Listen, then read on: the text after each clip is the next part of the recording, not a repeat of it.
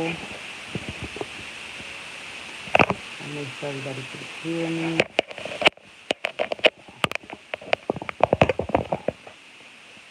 So, good morning. So what I'm going to do today is something a little different. I want to share some story time with you guys and give you a better understanding of how blessed I am. Okay? Um, how God favors me. Uh, and a lot of people don't know my story. A lot of people have no clue of who I am and how.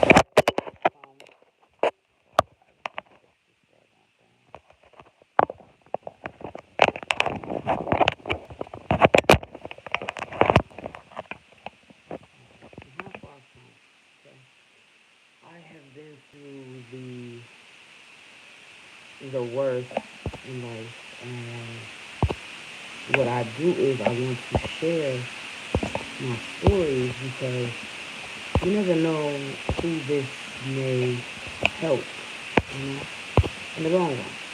I kind of like this little. We're going to stick with this one. I kind of like it. Not that I need it, but I like it. Some people just do things because they like to do it, not because it's a thing, that they go through. So what I'm going to be sharing today with you guys is how I cheated death.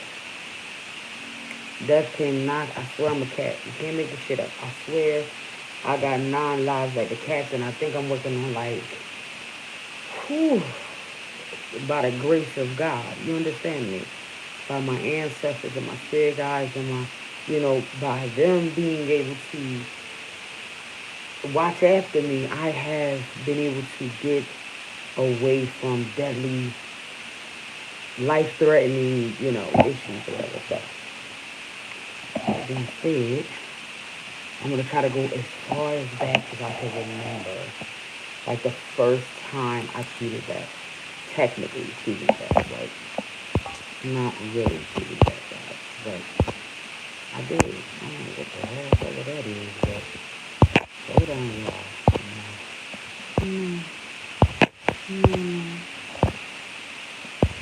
Whatever. Anyway. it is what it is. Okay, so when I was a little girl, if you got the book, this is the book. If you got the book, then you will know what I'm saying is actual fact.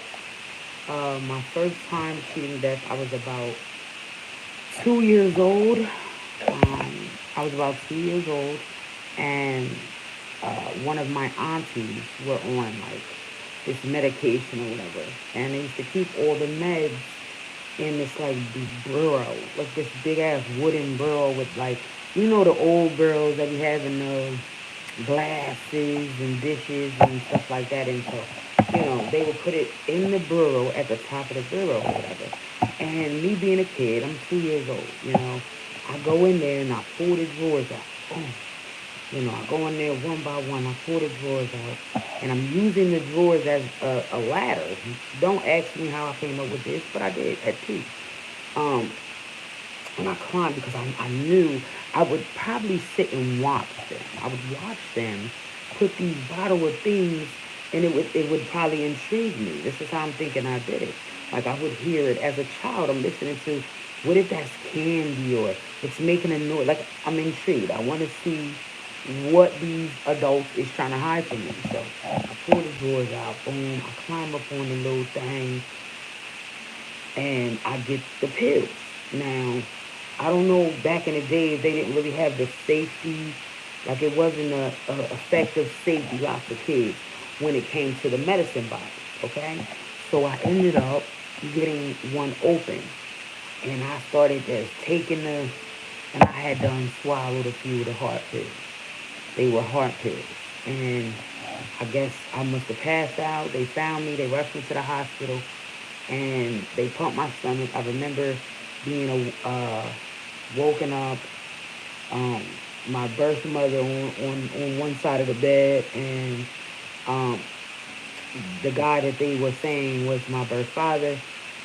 it was my brother and sister's father. He was there too, and he had a bunny. So that's where the whole bunny and the on the front of the book come from. It's like my first outer body experience uh, when it came to that. So that was the very first time that I cheated death. They say cats have 9 lives.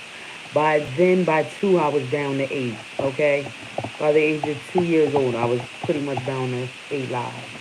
Um, the next time that I had cheated death, I'm telling y'all, bear with me because as a kid, I was a wrecking ball. I was something to be dealt with. I am almost 40 years old, so these stories, you'll hear, and some is past, some is not. Some had been recent. So at the age of 2, that was the first time I cheated death.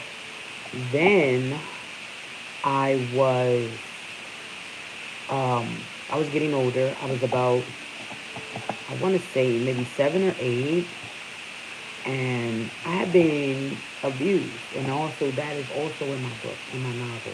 And that the name, I'm sorry, because I haven't mentioned the name of the novel. It is Secrets of a Voiceless Child, written by me, based off true stories, based off true events. Um, Around about 7 or 8 years old, I dealt with depression. I was, a little fluffier for my age, and I would get picked on, and stuff like that, and that played a lot on it, as well as being in a situation where I had neither one of my birth parents, even though they were at the hospital. See, again, you have to get the book to understand what I'm saying to you. Even though they were at the hospital, right, and they happened to show up because it was a life-threatening event, they were not in my life. So that being said, I also lacked the love and nurturing of my birth parents. So that could have led to why I wanted to kill myself at 7 or 8 years old. Where I done, excuse me, where I done took a belt in my closet. In my closet, I took a belt. I wrapped it on the daggone clothes rack, and then I wrap it around my neck. I do some old fling flam. And every time I tried to do it, the belt would not work. It just kept making me fall to the ground. I don't know if I was too big for the motherfucker or it just wouldn't work. So that's another way of me cheating death. Like I just wasn't. And then, then again, at the age of, um, I was about maybe 11 or 12, maybe. I was about 11 or 12. And by then I was being, molested. And now, mind you, I'm up to 7 lives at this point. Um, at the age of 11 and 12, I was kind of hippie for my age. Breasts, butt, hips. I was more shapely than most kids in my age bracket. Um, and this is around the time I started being molested and mistreated. And with that being said, I would take like sharp objects of some sort. I'm trying to burn this. Uh, I would take sharp objects of some sort and like cut my wrist. Like self mutilation was a thing for me. I felt angry, at the time. Woe is me, basically. I didn't have an understanding of why my life was the way it was. Where was my parents? Why was I not loved? And a lot of that shit played on my subconscious as a kid, as a child. And so I would self mutilate. And if someone would piss me off and I didn't know how to control my anger, that I would hurt myself. I was into this thing where in my head, if I hurt myself, then it would stop me from hurting other people. And that was a weird way of thinking about it, but that it kept me from doing everybody else harm. Cause like this don't bother me. This is easy. And it's releasing to me. It was a releasing thing to me. So at the age of 11 or 12, I started self-mutilating. I started cutting my wrists, cutting on my legs. I started purposely doing like weird tattoos on my body or whatever, due to just whatever I was going through, whatever I was dealing with. And that was a big part of it. Maybe if I self-immunilate, nobody could see, nobody was paying attention nowhere, you know what I'm saying? But that was a part of who I was, growing up. And then there was the time, so now I'm at 6 lives, okay? Now mind you, I told him like a cat only got 9. I'm up to 6 at this point. Um, and then there was a time we were kids, and my little brother was into, he walked to the store. He was about 15, 16. And he walked to the store and he got jumped. And I was a cannon and I was so angry and I would fight the world. Cat, dog, mom, dad, I didn't care. Like, and that's just being honest, you know what I mean? Like, I would challenge anybody, win, lose, or draw. You gonna know, you know what I'm saying? And my brother had got jumped. He came back. He was bloody. So now we all hyped up. We all running out there trying to see what's happening. And I ended up running up on one of my homeboys. He's a known boxer, whatever. I'm cussing him out. I'm like, bitch. I mean, excuse my French. I'm like, D, what you do to my little brother, nigga? And I'm on him, and he looking at it like he's like trying to back me up because I'm a kid too. He's actually a grown man, you know what I mean, at this point. And this man is a no knockout artist, and he looking at me like, chill, boo, like chill. I ain't got nothing to do, and he's steady like pushing me back. And I'm just really at this point, I'm really not trying to hear nothing. I'm like, it was you, my brother bloody because of you. And I'm thinking because he's the only one outside at the time. I didn't know what was going on. I was really a kid, yo. Just a protective sister trying to figure out what the hell was happening. So he's like, nah, that wasn't me. So then, boom, I hear gunshots. Da, da, da, da. So we all like, what the hell? We all out there. So he like, see, I just told you it was not me. He's like, but come on, I'm going to go with you. Because, his baby mother at the time was my best friend. Even though he was older, he wasn't that much older than us, but he was grown compared to me. And his baby mother at the time was my best friend. So I'm out there, and she mad at me because I done jumped on her nigga face thinking it was him and shit. You feel me? Like, at this point, I feel like anybody could have got it. Like, when it came to mine, like, you could get it. Friend or foe, you know what I mean? So we run where the gunshot coming from. Boom. So we shooting down the alley. I see my family members, well, my cousin and my little brother, they running towards us. So it's me, my mom, my stepdad, my sisters, my brothers. We deep. We running towards the shooting. They're running away from the shooting. So we not knowing what's going on or whatever.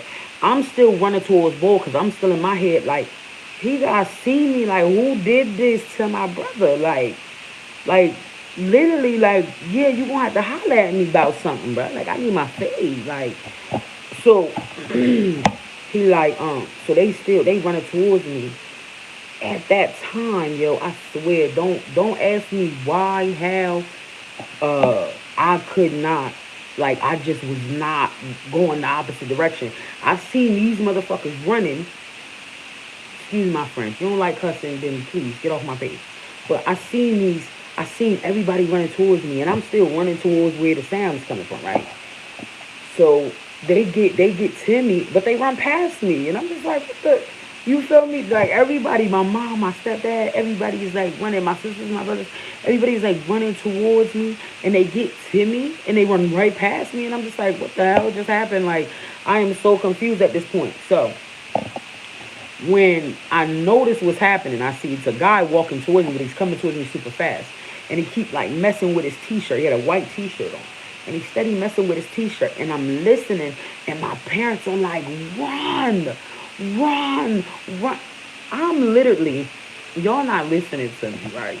I'm literally in this parking lot watching all of my family run and hide behind bushes, trees, cars, buildings. I'm looking at their little heads peeking from behind. I'm just like, why is everybody? It is really not dawning on me what is happening at the moment. Like, it's not. I still want war. Like, I'm so tunnel vision. I'm looking at this man like, yeah, you finna run me my fade or whatever. Like, I don't know what they running for, but I'm not finna run. So I get face to face with him. And he's still playing with this damn t-shirt at the bottom of his shirt. And at that point, I hear, I think it was a guy's voice and a woman's voice. I hear them say, run, he has a gun. At this point, I'm face to face with the man. Like, where I'm gonna run to? Where is I'm running to? This man took this gun out his shirt and was like, and it wouldn't cock, but he had it like in my face type shit. First he put it in my face and then he tried to cock it. Cause I was definitely talking that shit. So I'm like, put the gun down, you bitch ass, like, you B ass. I'm like, put the gun down, like, you don't. And he just like, and that bitch would, it would not cock. Like, that gun would, it jammed every time he tried to cock it back. And I'm still not running. Like, you're not understanding. Like, this man could have blew my head smooth off my shoulders. And I'm sure that's probably what he would have did had it worked. But see, the way that my divine is set up, the way that my God is set up, right? He just wasn't having it. He said, not today, not on my watch. And they still yelling, run, run. They all behind, and I'm just looking. I could see the little beady eyes from behind the damn bushes and shit. I could see the beady eyes peeking from behind the houses and shit. But I'm just like, still at a pause as to why I could not move. And then something dawned on me. I don't know what happened. I think I heard like police sirens or something, and I snapped out of it. But I still didn't run. When I realized that this man had a gun in my face, I was more shocked than anything. And the fact that I still was right there. But by the time the cops got, he kept trying to run. He like ran off. Like when he heard the sirens, I heard the sirens. I snapped out and he started running. And then, you know, whatever happened from there. But at that point, I literally was supposed to lose my life. I really was. I was supposed to be, and at this point, I'm at 5 lives. You know, at this point, I'm down to 5. Out of 9, I'm down to 5. Like, so you know, that was another situation where I could have been killed, murdered, dead as a doorknob. But it didn't go that way. God didn't see. He said it ain't my time. He said I'm here for a real reason, and to take advantage of that, you know. And a lot of times I'll be like, ooh, I'm on borrowed time, man, because it's been so many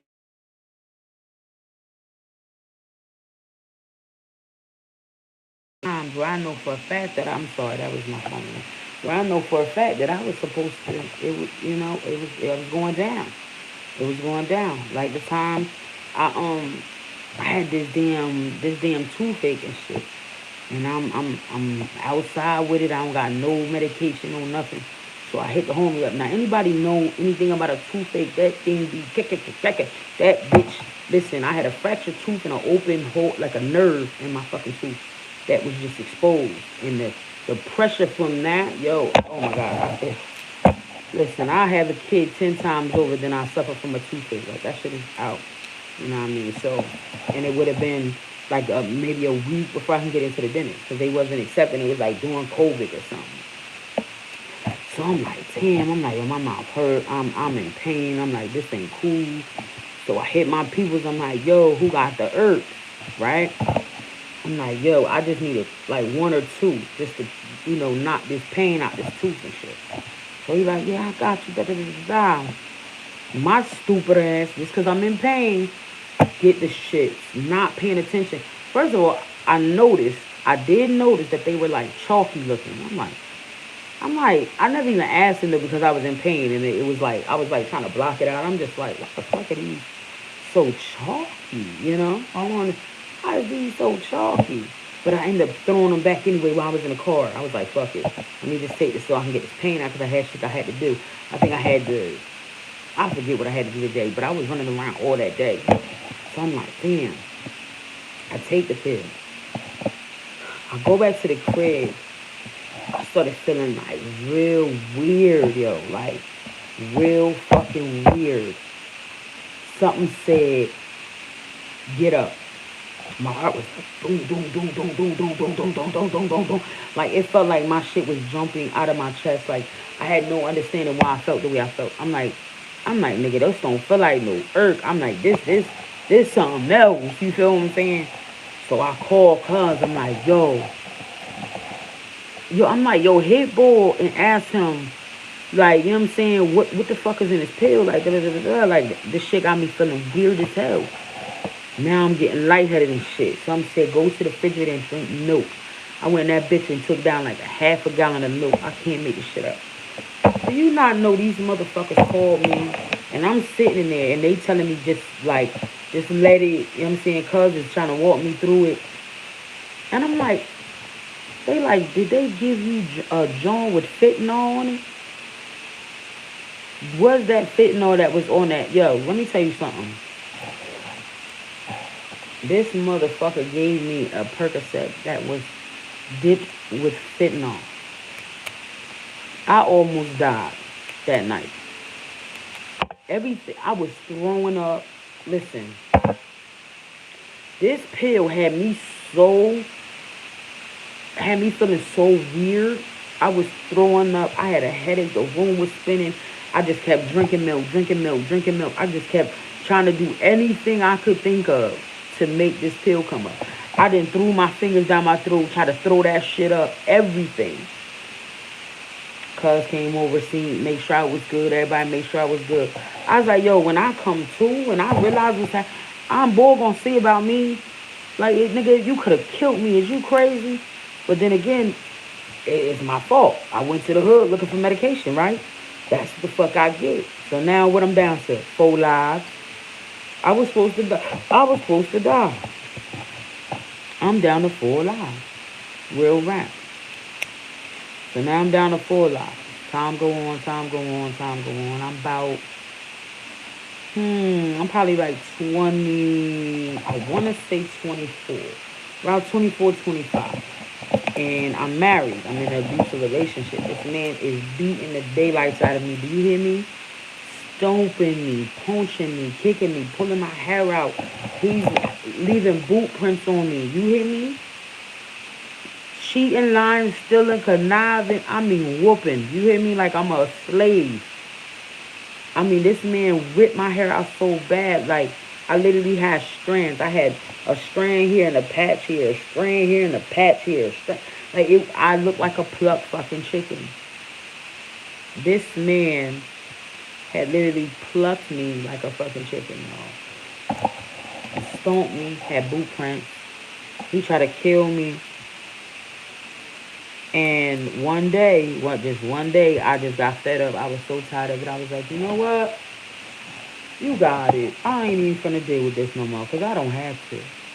And I retaliated. I started getting my power back and I started fighting against it.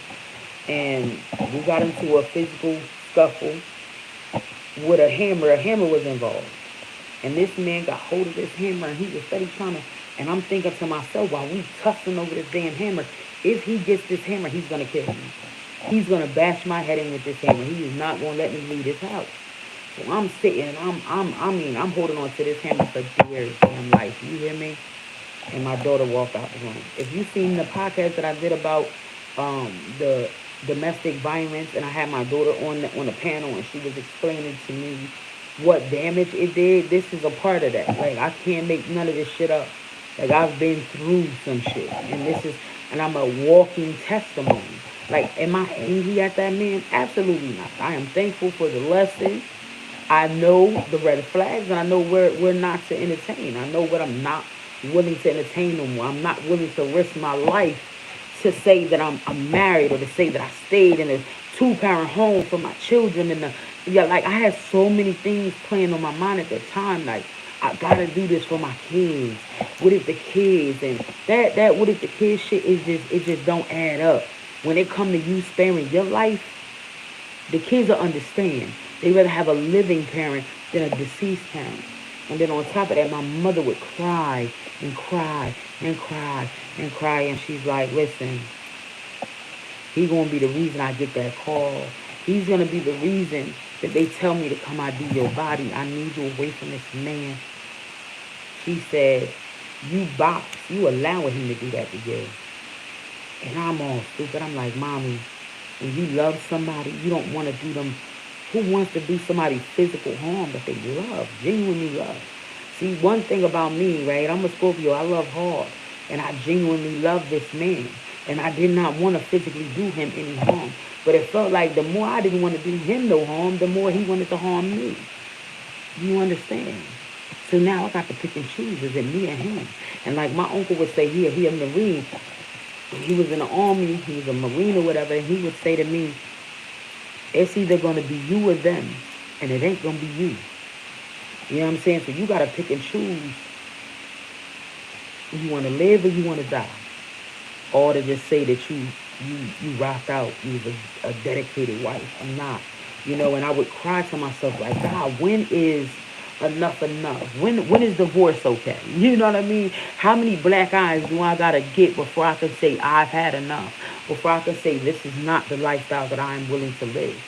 I do not want my kids to see that their father is doing all of this stuff to me and thinking it's okay for the next man to do it to them. Because, yeah, it's not. And I didn't want my kids to see that. I didn't want them to believe that that is the legit way to do things. So, I made an exit plan and I did. And, to this day, yes, we co-parent very well. He just was not good in a relationship aspect. But as a parent, I can't take it from him. He tries. And as long as he's trying, I'm going to try with him. You know what I'm saying? But in a relationship dynamic, absolutely not. He was the worst kind of boyfriend to have. Childhood. And people like, well, how you, child? How you get rid of him? Because he was hard to get rid of. He's one of those. He's one of those ones where he was just a mess. And then when you had no family support, everybody was like, they would look, oh, he's not like that. Yes, he is. He will kill you, child, if you let that man. You know what I mean? So, that, by the grace, by the mercy that divine has for me, you understand? He got me out of that situation, and I ended up not losing my life. I may have been bruised, beaten, and battered, but I walked away healthy, and I was able to move on and live a good life. So at this point, I'm down to 3 lives, right? I'm down to 3 lives. So let's see. The other time that I almost lost my life, I had got into some trouble. I was about 18. I stabbed some guy up, and I was banned from the state of New Jersey per the judge. Like, you either leave or you go into Valentine's for 5 years. I was 17 years old. Valentine's is a juvenile correctional facility for, juveniles, whatever. So she's giving me an ultimatum. You either leave the state of New Jersey, because my record, I can't make this up. As a child, my record was this good. I had no guidance. You know what I'm saying? I was a loose cannon.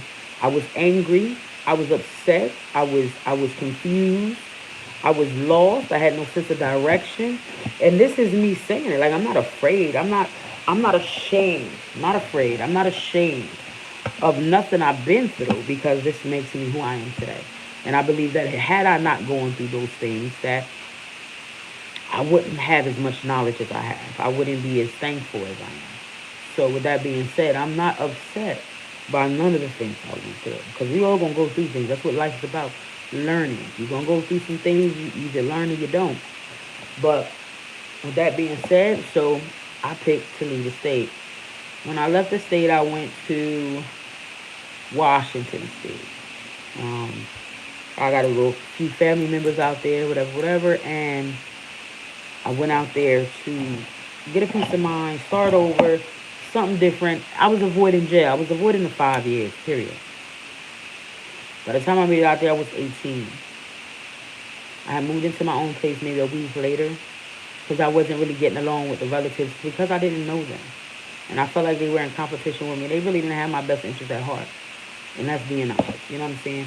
I know a lot of people, I'm not bashing anybody. What I'm saying is, I just know they did not have my better interest at heart. I believe they didn't know me to love me, even though they were relatives. They didn't really know me.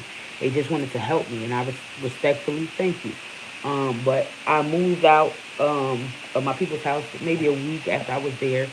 Got me a crib, got me a little gig, and they had convinced me to allow this older chick to move with me, to help. Like, we roommates. And she was pregnant at the time, and I was like, damn. But she was also an addict. And they were like, well, she's trying to get her life together, and, this will be a good thing for the both of you. She can help with some of the, bills and the and she could probably show you around. So they were linking me with this lady to be able to us to go half and be a roommate. This woman started like 2 days in. This woman started like getting high or whatever. I would leave. I had things to do. Go handle different things. And this one day, I had the Comcast people come to. They're gonna put the cameras in. They're gonna put the computer in and connect my internet and the TV. And so they're like, well, we'll meet you over there at 10 o'clock. And me and homegirl had been having a few words because she was older and she thought she was finna sue me because I was only 18. She thought she was finna like run my crib or whatever. I'm like, this crib is in my name. My aunts and family members asked me to take you in. Like, this is not your shit. You know what I mean? Like, type of feel. I'm like, I paid all the bread to move in here. She didn't pay anything. She was just supposed to move in and help, with a portrait because she didn't have nowhere to go when she was pregnant. So I leave and I'm supposed to meet. I leave to go meet this guy I was talking to. He's just my friend, but he would check on me throughout the day. Like, this is a new area for you. It can get dangerous. There is a lot of gangs around here. Whatever, whatever. And I was like, okay, cool. So by the time I came back, the Comcast people were there. They were like, we're outside. So I'm trying to rush back to the house. I lived upstairs, up some steps. So I get to the bottom of the steps. And if you from the hood and you've dabbled in the drug life, I'm not saying I got high. I'm saying I've been around family that got high. So it's a certain smell that crack cocaine has, it's just a certain smell. If you know, you know. Like, if you don't, then you just don't. But I could smell that smell at the bottom of my steps before I could even make it to the doorway. I'm just like, what the hell? So I run up the steps and I'm addressing her. I'm like, first of all, you knew we was having the Comcast people coming. You up this bitch smoking coke. I'm like, is you crazy? I'm like, nah, you got to roll, girl. Like, you got to go and shit. Now, mind you, at the time, I didn't even know I was pregnant. Or I had just found out or some shit that I was pregnant. So I'm like, damn. So I'm sitting on my computer stand. I done told this lady she got to leave. So I'm talking to the guy I told you he would come and check on me and stuff. I'm on the phone with him. And I'm sitting on top of this little computer table. And I noticed that she walked in the kitchen. And when she walked in the kitchen, she came out with these two fucking kitchen knives and shit. So I'm just like, so I'm already in my head. I'm telling him, I'm like, listen, I'm on the phone with him. I'm like, listen, this B, she didn't grab two knives. If she cut me, I'm gonna slit her throat. I'm letting you know now. It's not gonna be me. So somebody better come get this broad. So she steady trying to argue. I said, listen, I'm not even arguing with you. You gonna do what you gonna do. You just better watch when you swing them knives. So now she's in front of me. She's like directly standing in front of me and she's just like swinging them, talking shit. And I'm like, okay, I'm smacking her hand down. I'm like, go ahead with that shit. Like, let one of them motherfuckers cut me and you gonna wish they had me. You know what I'm talking about? Because I'm trying to spare her because she's pregnant. I'm really not trying to put these paws, feet, knees, and elbows on this girl. I'm like, listen, Miss Ma'am. I'm like, go ahead now, go ahead. She's going around me. I'm thinking she's trying to cut me. She's trying to get the cord to the fucking house phone. She's trying to get this damn cord to the house phone to cut it. Because I'm telling this nigga what's happening. I'm like, she at my door. I'm like, and then now mind you, this ain't even the end of it, y'all. Mind you, I hear somebody in the other room. I'm like, who the fuck? And then you got somebody in here. Not only are you in here smoking crack, but you got other crackheads in this motherfucker smoking crack. So I jump off the table. I push her out my way. She ended up cutting the damn phone cord. So I pushed her out my way. I threw the phone down. I walked to the back room. She's coming behind me. I was like, oh no, you gotta go. It's some big ass dude. He looked wild as hell with these little plaits in his head. And he like doing all this gangbanging, suit whoop and all this shit. And bitch, I throw you in my trunk. Already got a body in the trunk. And, I mean, he coming crazy. And I just say to him, wasn't you just smoking crack? You can't even come at me like that. Even if you are a gangbanger, like, I don't even respect you at this point. I'm going to need for both of y'all to leave. Yeah, you up here hitting the glass dick talking about suit whoop. Get your ass out my house. That's what you do. You take the crackhead baby mama with you. So they talking all this shit. She grabbing her stuff. She's leaving out the house or whatever. She grabbing her stuff. She leaving out the house or whatever. So I get my cell phone. I called a nigga that I was talking to on the phone. He like, what the fuck is going on? I'm on my way over there. Like, if they not going by the time I get there, it's up for their ass type shit. Like, I'm like, they faking like they packing up right now, whatever. I said, and he like, well, where you at? I said, I'm in the living room sitting on this little desk or whatever. He was like, get the fuck up and lock the door. So I get up, boom. I go lock the door. Boom.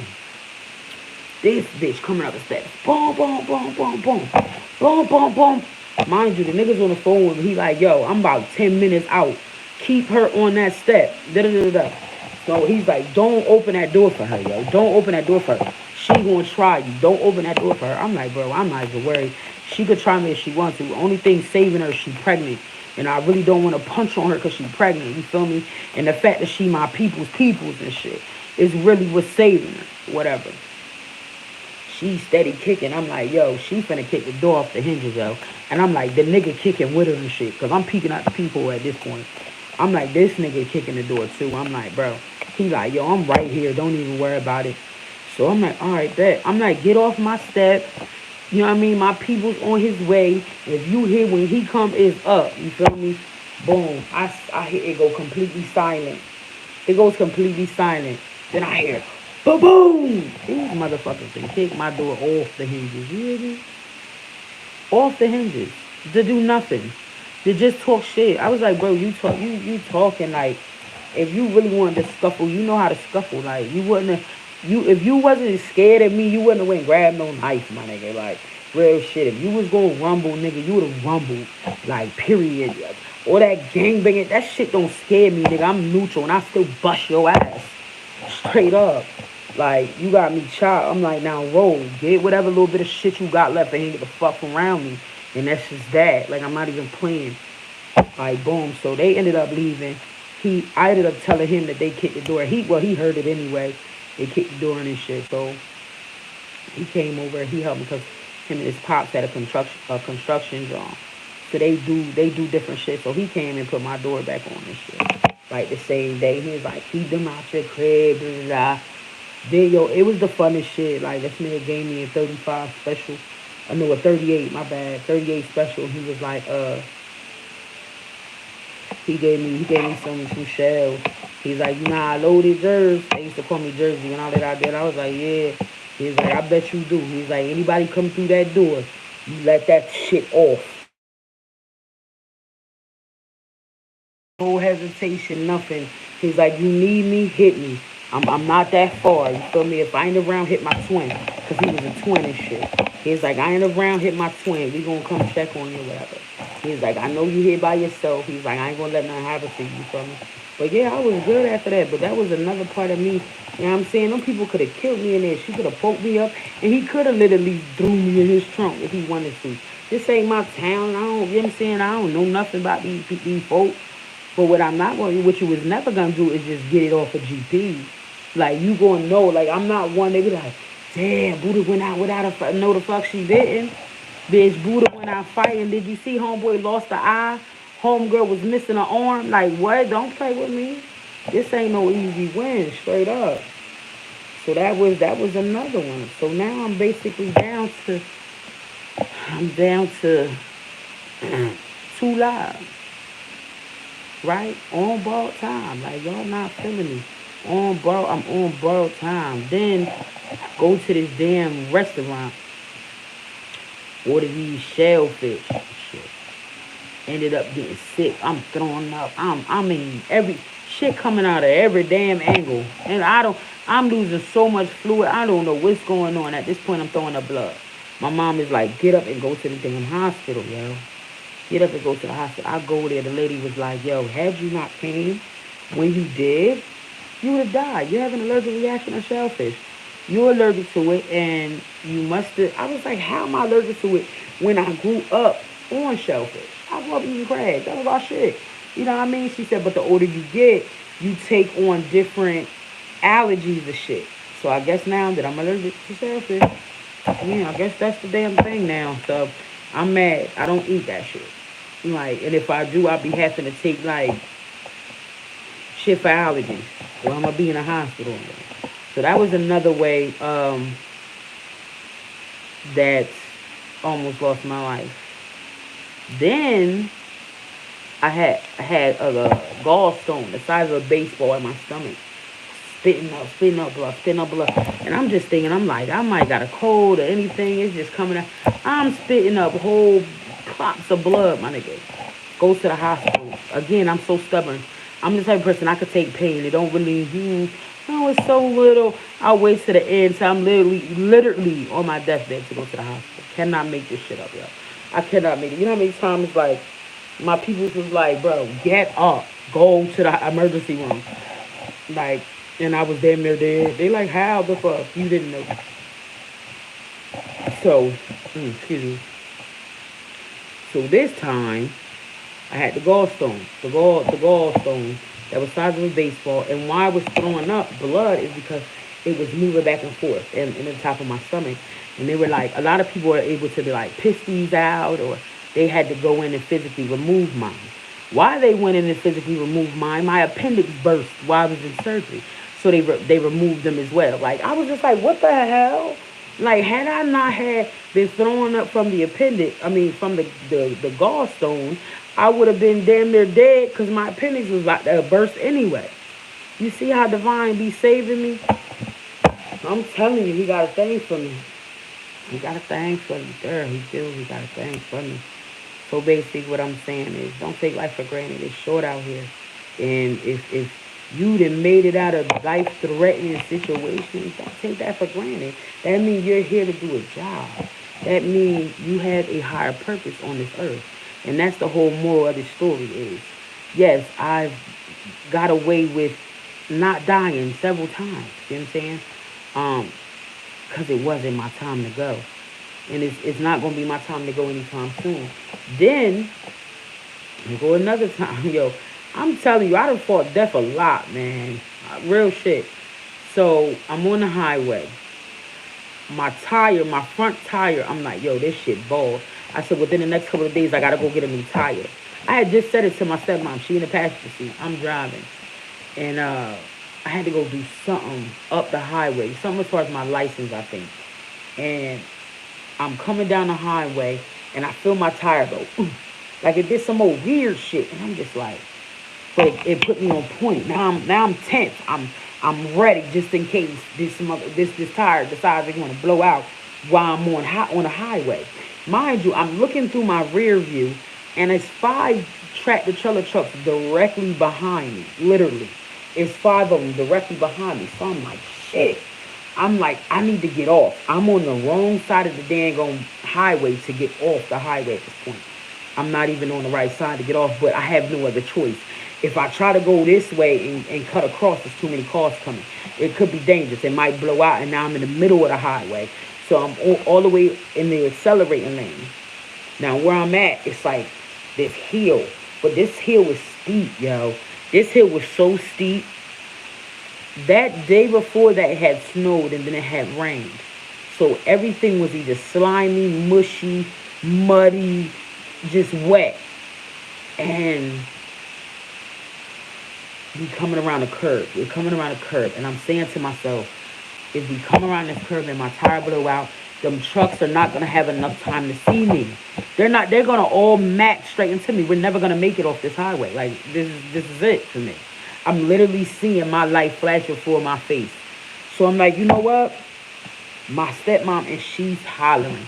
She's hot. She's like, oh my God. Because she thought that, she's like, what is that? So at that point, she's nervous. Now I'm just trying to get her to safety at this point, you know. I jump off the highway, yo. I did. I jumped off the highway. My car went up this high-ass hill, and it came down. And when it came down, it went face first. Literally, it came down the hill just like this and went face first into some mud. And it stopped me from going in the road. 4444 is on the clock right now. It stopped me from going back into the highway. The mud from that had accumulated from me sliding back down the hill stopped right in front of my car. So now I'm stuck in mud at the tip of the highway. And here come these 5 trucks. And my stepmom, she was like shaking. Oh, she was so surprised how I acted under pressure. She was like, how the hell did you do that? So we was out there for a little bit before the tow truck came and dragged my muddy car out the damn thing. But we walked away with no scars, no nothing. Like we were straight, you know what I mean? But that's another. All I could see was those Mack trucks hitting us, and we was not gonna make it up that highway. You know what I mean? So it was different, yo. Different situations of where I was just supposed to die and did not, and did not. This is how I know I'm here for a real reason. I am supposed to share these stories with people, so people will understand. You know what I mean? Like this could easily be you. This could easily be anybody in your family, your friend group. You know what I mean? Don't take advantage of life. We got people dying left and right, bro. Left and right. Sickness being killed. You know what I mean? Being killed. So y'all be mindful. Don't take advantage. Don't think you got a long time. You know what I'm saying? Go show your people some love. We ain't here forever. This is borrowed. Everybody's on borrowed time, literally. So just be mindful how you treat folks. You know what I'm saying? I appreciate y'all. Thank y'all for listening. That is my story time. We gonna wrap it up because I want to do some reads, some collective reads for my folks. So we gonna wrap this up. But y'all get the message. I almost died several times and I'm still here. Times that I knew I was supposed to not make it, and God said it's not.